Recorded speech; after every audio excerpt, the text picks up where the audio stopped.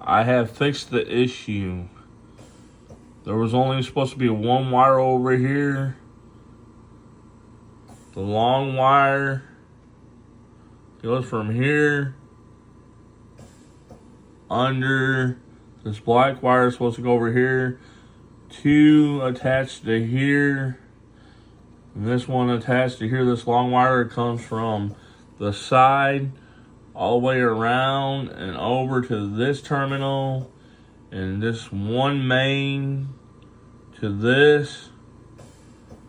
And then I hooked it up, buddy, like this.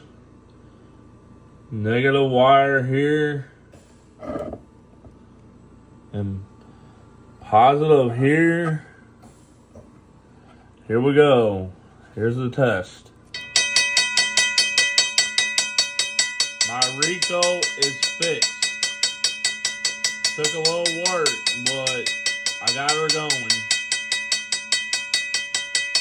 Yep. She is fixed and ready to be put on a pole.